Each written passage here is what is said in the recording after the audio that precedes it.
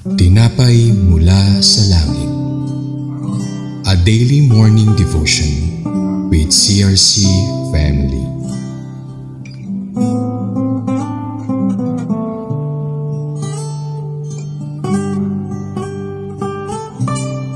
A blessed morning, my beloved brethren. Ako po si Pastor Billy Escala ng CRC Queens Road Daughter Church. Samahan niyo po kami sa ating programang Tinapay mula sa langit. Ang pang-araw-araw nating debosyon sa salita ng Diyos. Ngayong umaga ay matutunghayan natin ang mga kaganapan sa Numbers chapter 19 verses 14 to 16. Ngunit bago po tayo magpatuloy, tayo dumako sa maikling panalangin. Diyos Ama naming nasa langit, maraming salamat po sa mga biyaya, lakas at wisdom na ibinibigay mo sa amin. We ask for a clean heart and forgive us on our sins. At pabayan mo po kami sa aming mga gawain, naway maisapamuhay po namin ang inyong mga salita sa aming mga buhay. Inihiling din po namin na patubayan kami ng banal na Espiritu upang maunawaan namin ang mensahe na ibibigay mo sa amin ngayong umaga. Amen. Ang pamagat po ng ating pagninilay-nilayan ay ang paglilinis mula sa pagkakaroon ng malaking salot. Atin pong basahin ang nakasulat sa Bilang chapter 19 verses 14 to 16. Sa 14, ito ang batas tungkol sa kung may mamamatay sa loob ng tolda, sino man na pumasok sa tolda o sino mang nasa loob nito ay magiging marumi sa loob ng 7 araw. At bawat kaldero na walang takip na nakapatong ay marumi. Kung may makakakita sa isang patay na tao sa kalsada o sa bukid o kung sino man ang hahawak sa isang patay na tao sa pamamagitan ng isang tabak, kung hahawak sa anumang tao na namatay ng natural o kung hahawak sa buto ng isang tao o sa libingan, siya'y magiging marumi sa loob ng 7 araw. Sa mga talatang ito, ating nasaksihan ang sinaunang mga batas ng paglilinis na nakatala sa aklat ng Bilang. Binigyan ng mga Israelita ng detalyadong tagubilin kung paano sila maglilinis sa kasalanan. Bagaman ang mga batas na ito ay maaaring malayo at bago sa atin ngayon, naglalaman ito ng mga mahalagang aral sa espiritual.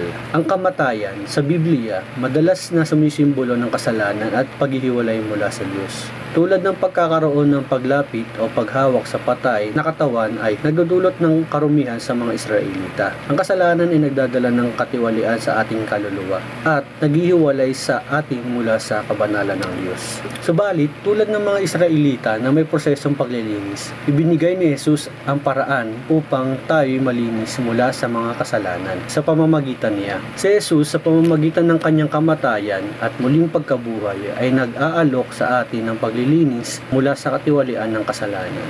Ang kanyang dugo ay naglilinis sa atin at ginagawang malinis sa harapan ng Diyos. Kapag tinanggap natin siya bilang ating tagapagligtas, ang kanyang katuwiran ay bumabalot sa atin at tayo ginagawang dalisay sa paningin ng Diyos. Gayunpaman, tulad ng mga Israelita na kailangan sundin ang mga itinakdang ritual para sa paglilinis, kailangan nating aktibong humingi ng paglilinis mula sa kasalanan sa pamamagitan ng pagsisisi at pagsisiwalat. Hindi natin maaasahan na panatilihin ang isang malapit na relasyon sa Diyos kung tayo'y magpapahintulot na ang kasalanan ay manatili sa ating buhay. Dapat tayong patuloy na lumapit sa Kanya, kinikilala ang ating mga pagkakamali at humingi ng Kanyang kapatawaran. Bilang karagdagan, ipinapaalala sa atin ng mga talatang ito ang kahalagahan ng kasalanan. Tulad ng mga Israelita na kinakailangan lumayo mula sa karumihan sa 7 araw. Dapat tayong maging maingat sa pag-iwas sa kasalanan at sa mga epekto nito.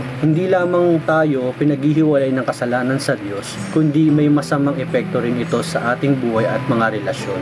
Ngayon, mag-isip-isip tayo sa ating pangangailangan para sa espiritual na paglilinis at pagpapabago. Lumapit tayo kay Jesus na nag-aalok sa atin ng kapatawaran at pagbabalik loob. At magtadhana tayo na mamuhay ng buhay na nagpaparangal sa Diyos, malaya mula sa karumihan ng kasalanan at puno ng Kanyang presensya. Tayo po'y manalangin. Panginoong Diyos, salamat sa paglilinis sa aming mga kasalanan sa pamamagitan ni Jesus. Patawarin mo po kami sa mga pagkakataon na pinahihintulutan namin ang mga kasalanan na maghiwalay sa amin mula sa iyo. Tulungan mo kaming mamuhay ng banal at malaya mula sa kasalanan at puno ng iyong presensya.